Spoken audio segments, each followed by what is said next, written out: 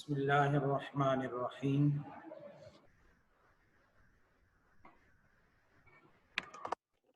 عزیز طلباء و طالبات، سامعین محترم،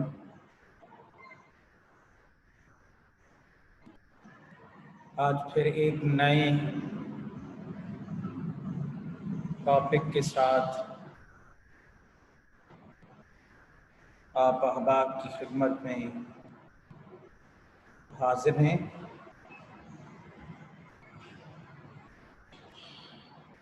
کیونکہ ہمارا سلسلہ بنیادی عربی گرامر کے قواعد و ضوابط سیکھنے کا ہے، یعنی بنیادی عربی گرامر سیکھنے کا سلسلہ ہمارا جاری و ساری ہے۔ آج بھی اسی سلسلے کی ایک کڑی میں آپ لوگوں کے حاضر خدمت ہوں۔ گزشتہ سبق میں ہم نے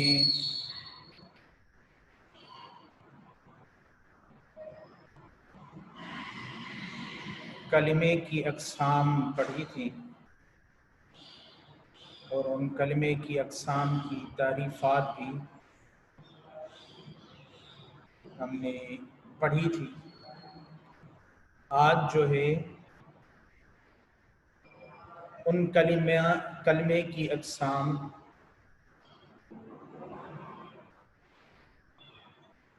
جو نحو کی زبان میں مطلق کلمے کی اقسام کے طور پر جانی جاتی ہیں، اور صرف کی زبان میں، علم صرف کی زبان میں یا اصطلاح میں معنی کے اعتبار سے کلمے کی اقسام ہیں، جن کو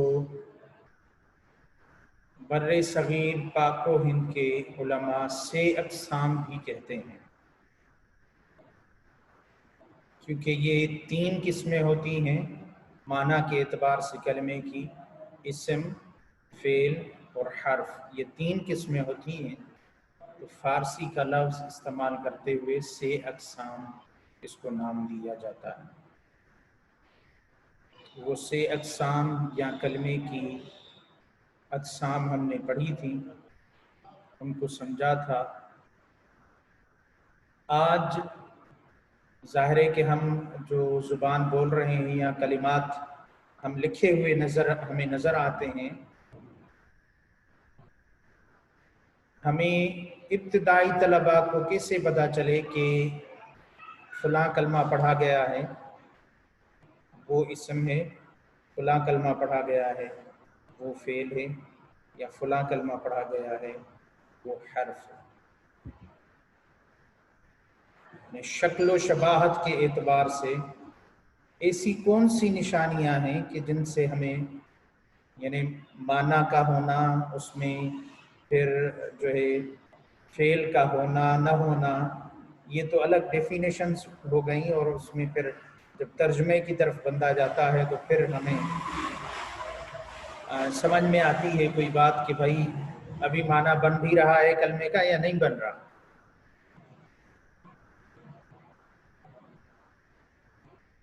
تو اگر کسی کلمے کا معنی پتہ نہیں ہے تو ظاہری علامات ایسی ہمیں علم صرف و نحو کے علماء، یعنی عربی گرامر کے علماء نے ہمیں ظاہری ایسی نشانیاں اور علامات اسم کی بھی اور فعل کی بھی بتائی ہیں کہ ان علامات کو دیکھ کر ہم اسم کو بھی پہچان سکتے ہیں کسی حد تک، اور فعل کو بھی پہچان سکتے ہیں کسی حد تک۔ آج وہی علامات ہم انشاءاللہ تعالی پڑھیں گے بھی اور انشاءاللہ ان کو سمجھنے کی کوشش بھی کریں گے۔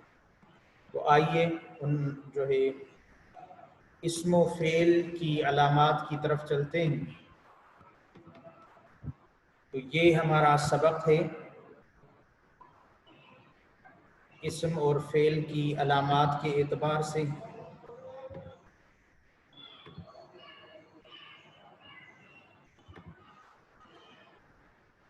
سب سے پہلے اسم کی علامات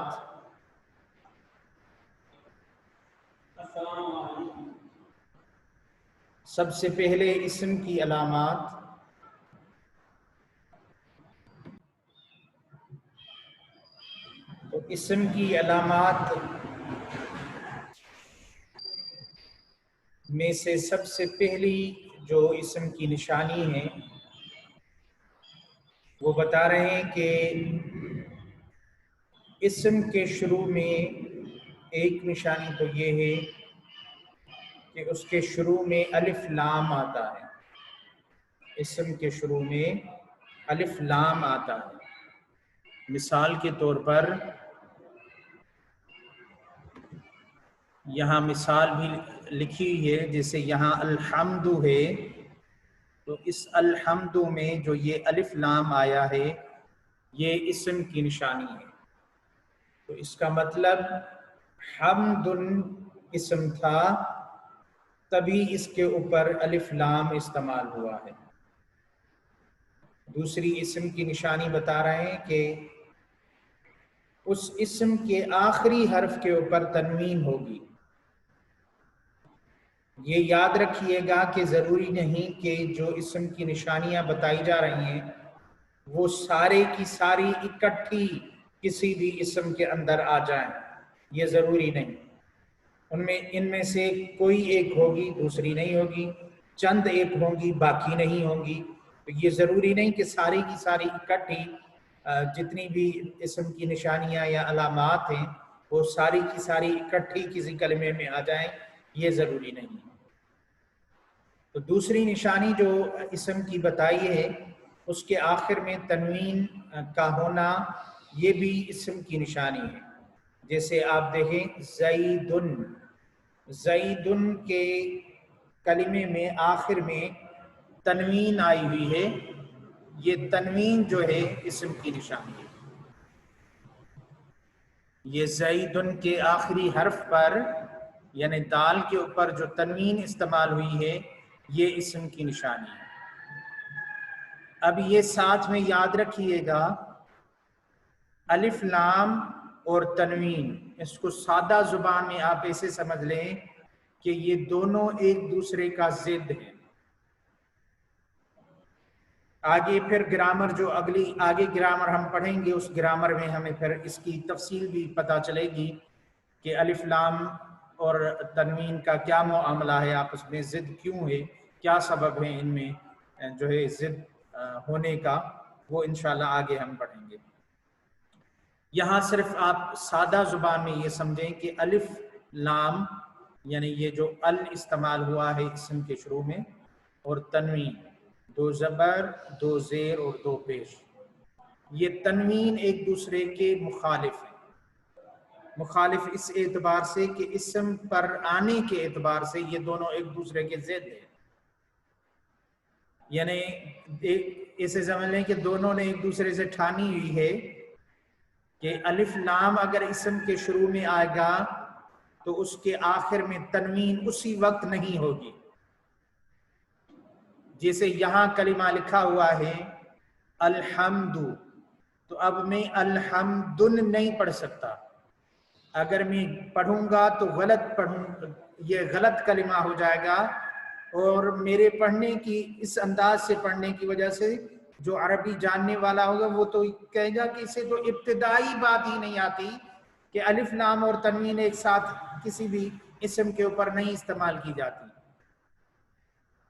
اگر میں نے الف لام بھی پڑھ لیا شروع میں کسی کلمے کے اور آخر میں تنوین بھی پڑھ لی تو پھر جو ہے یہ ایسا ہو جائے گا کہ یعنی میں ابھی عربی گرامر کی الف بے سے بھی واقف نہیں۔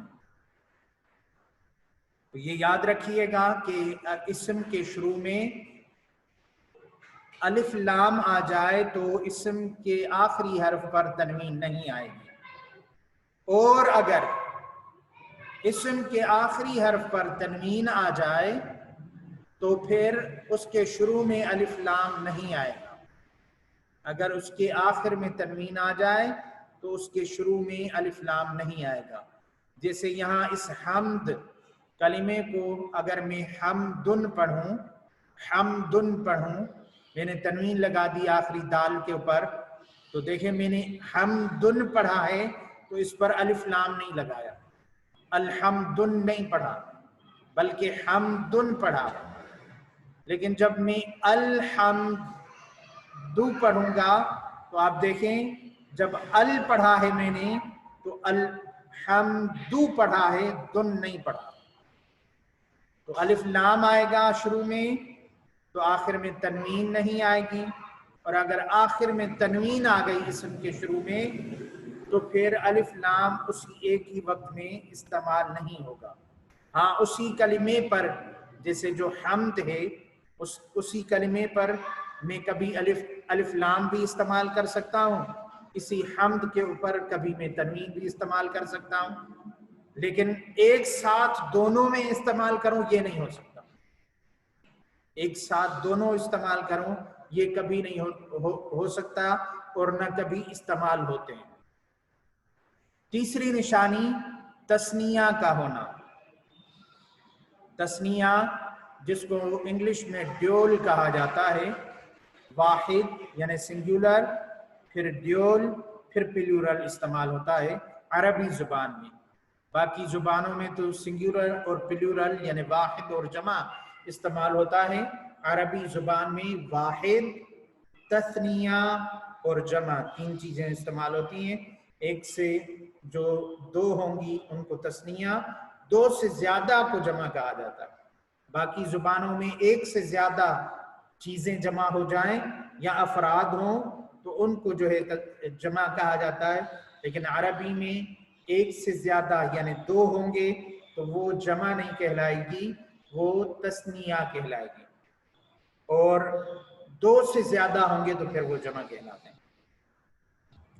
تو اب یہاں بھی دیکھیں کہ وہ تثنیہ ہوگا، اور تثنیہ ہونے کے لیے طریقہ کار یہ ہے کہ یا تو اس کے آخر میں الف نون ہوگا یا نون ما قبل مفتوح.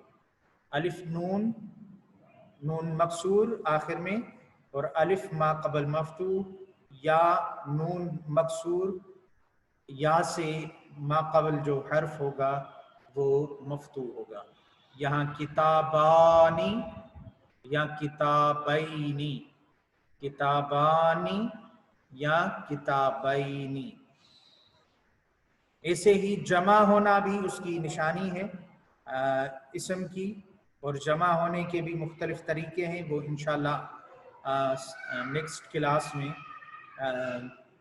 جب جمع اور تثنیہ کا جو ہے سلسلہ آئے گا تو اس میں ہم انشاءاللہ پڑھیں گے. صرف آپ کو نشانیاں بتائی جا رہی ہیں. اب یہاں پر بھی یہ دیکھیں یہ جو کلمہ استعمال ہوا ہے مسلمون، مسلمون جو کلمہ استعمال ہوا ہے اس میں یہ واو اور نون یہ جمع کی نشانی ہے. اصل میں کلمہ مسلمون ہے، یہ مسلمون، یہ واو اور نون ما قبل مضموم یہ جمع کی نشانی ہے.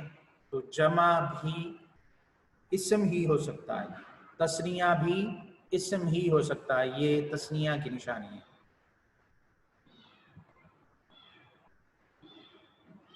ٹھیک ہے. اب پانچویں نشانی جو اسم کی ہے مذکر ہونا. جیسے ضاربن، ضاربن اس کا معنی ہے مارنے والا، ہاتھ سے ضرب مارنے والا، ہاتھ سے لکڑی سے ضرب مارنے والا، ضاربن کہتے ہیں. مؤنث ہونا جیسے ضاربتن مارنے والی، یہ مؤنث کی نشانی ہے. مؤنث ہونا، یہ مؤنث کس طریقے سے بنتا ہے وہ بھی انشاءاللہ، مذکر و مؤنث بھی انشاءاللہ ہم پڑھیں گے. لیکن علامت کے اعتبار سے آپ دیکھ لیں کہ مذکر ہونا بھی اسم کی نشانی ہے، मुअन्नस होना भी इस्म की निशानी है। शुरू में हर्फ निदा का होना, जैसे या यूसुफु, हर्फ निदा उस कलिमे को कहा जाता है जिससे अरबी जुबान में जिससे किसी को पुकारा जाए। तो या यूसुफु, अंग्रेजी में ओ कहते हैं ना, ओ यूसुफ कम हियर। ये मैं आम उर्दू जुबान के एतबार से या इंग्लिश जुबान के एतबार से कह रहा हूँ। तो या यूसुफु, तो या जो है ये हर्फ निदा कहलाता है। शुरू में हर्फ जर का होना, जैसे फिल क़ाफ़िलती, हर हुरूफ जारा 17 हैं, बाव ताव का फुलाम वाव मुंज़ो मुज़खला, रुब्बा हाशा मिन अदा फी अन अला हत्ता इला, वो भी इंशाल्लाह कभी आपको बताएंगे। शुरू में हर्फ जार का होना, तो ये फिल क़ाफ़िलती, इसमें देखें इस एक पूरे लफ्ज़ में अल क़ाफ़िलती पूरे लफ्ज़ में 3 जो है वो इस्म की निशानियाँ हैं। कौन कौन सी? एक तो ता जो मुअन्नस की निशानी है, दूसरा अलिफ लाम ये भी मुअन्नस की निशानी है, और तीसरा ये हर्फ जर का होना, ये भी मुअन्नस की निशानी है। मौसूफ होना यानी वो कलिमा जिसकी तारीफ यानी अच्छाई या बुराई बयान की जाए, उसको कहते हैं मौसूफ होना। तो मौसूफ होना भी ये इस्म की निशानी है, जैसे आबदुन मुमिनुन, आबदुन मुमिनुन। यहाँ देखें आबदुन पर तनवीन है, एक ये निशानी है इसकी, और दूसरा अब्दुन जो है मौसूफ है, क्योंकि इसकी तारीफ की जा रही है कि अब्द जो है वो मोमिन है, बंदा जो है वो मोमिन है, ईमान वाला है। मंसूब होना,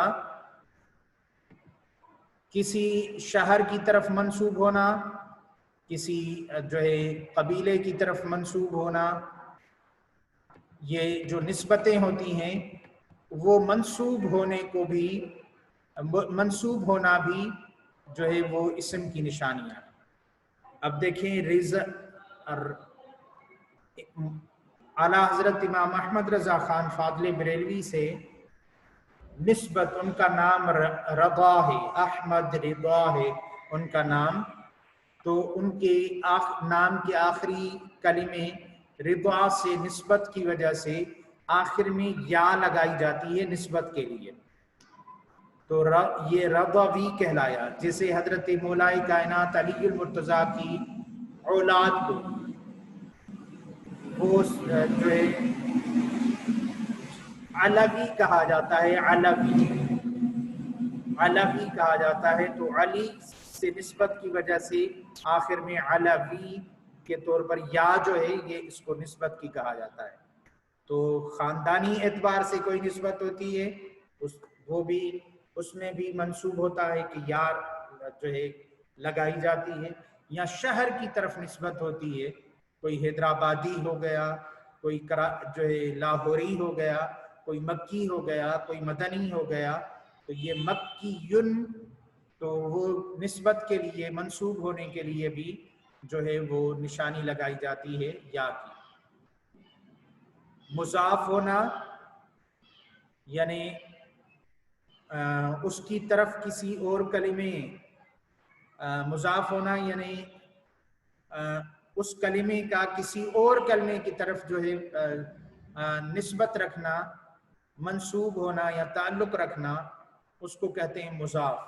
तो तिफ़्लु ज़ैदिन, ज़ैद का बच्चा, तो तिफ़्ल जो है वो मुज़ाफ है, ज़ैदिन मुज़ाफ इलैह है। अरबी में मुज़ाफ पहले आता है, मुज़ाफ इलैह बाद में आता है।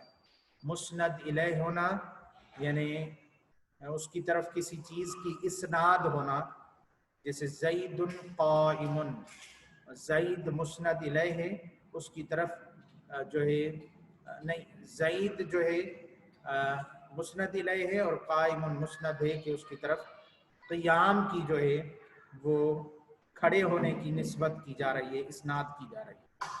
मुसग़्ग़र होना यानी जिसमें छोटे के माना आते हों, जैसे हुसैनुन, हुसैनुन में ये तस्गीर है और हुसैन, ये हुसैन सीगा भी मुसग्गर का है। तो बस आप लफ्ज़ों के एतबार से इन अलामात को फ़िलहाल याद कर सकते हैं। मंसूब किस तरीके से कोई कलिमा होता है, मुस्नद या मुस्नद इलैह किस तरीके से होता है, मुज़ाफ किस तरीके से होता है, मौसूफ कैसे होता है, हर्फ जर कितने हैं या किस तरीके से लगते हैं, या मुज़क्कर और मुअन्नस किस तरीके से होते हैं, जमा तस्निया किस तरीके से बनते हैं, ये सारे के सारे इंशाल्लाह किसी और सबक में बताए जाएंगे। आज के सबक में इस्म की अलामात सिर्फ हमने पढ़ी हैं।